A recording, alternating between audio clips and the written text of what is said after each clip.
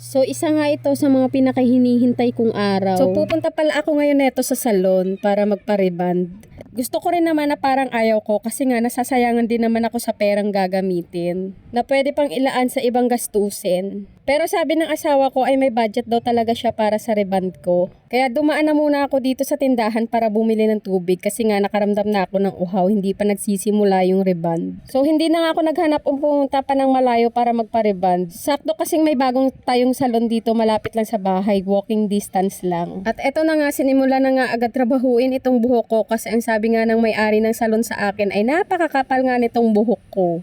Biniro pa nga ako na baka abutin nga kami ng alas 12 ng madaling araw. 2 PM pala ako pumunta dyan at ang sabi nila ay by 8 PM ay tapos na nga daw itong buhok ko. By the way ay pangalawang beses pa nga lang na reband itong buhok ko. Yung first time ko nga ay year 2017 pa. So bali 8 years din pala yung tumagal bago ko siya mapareband ulit. At medyo nasira nga itong buhok ko, kaka-DIY ko. Dapat highlight at reband ang gagawin dyan. Pero dahil hindi nga kakayanin ng buhok ko, yung ginawa na lang is yung permanent botox reband at lalagyan na lang daw nila ng kulay. So yung una nga nilang ginawa kanina ay yung nilagyan na nila yung kulay yung buhok ko at eto na nga at binanlawan na. So after nga ng kulay dyan ay pinatuyo na nga muna nila ito gamit yung blower at pagkatapos ay pinatungan ulit ng pangalawang kulay.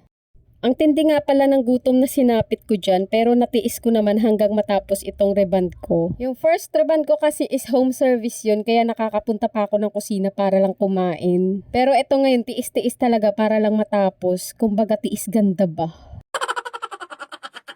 Pangalawang banlaw na nga rin ito at nararamdaman ko nang malapit ng matapos. Yung unang banlaw nga kanina ay medyo nakiliti pa nga ako kaya sabi nga nung naggagawa nitong buhok ko ay pigilan ko daw yung kiliti ko.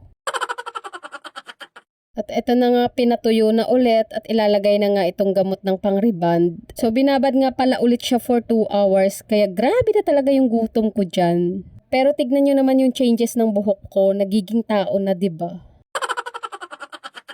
Medyo na-challenge nga itong gumagawa sa akin kasi napakakapal nga daw nitong buhok ko. So yung sinabi nilang 8 PM kami matatapos ay hindi nga nasunod kasi 10 PM lang naman kami natapos dyan. At dahil hindi ko na nga natiis yung gutom ko ay chinat ko na nga itong asawa ko na pumunta na lang ng 7-Eleven at ibili na ako ng pagkain at dumiretso na siya dito sa akin. At buti naman ay masunurin nga itong asawa ko o baka kaya naman na konsensya lang.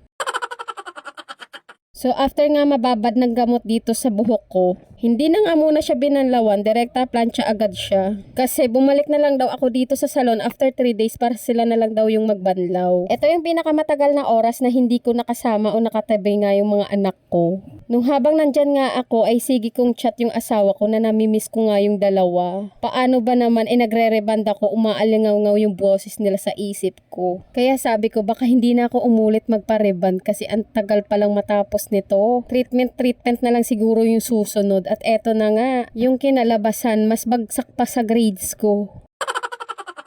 Salamat sa pagtanaw, babu!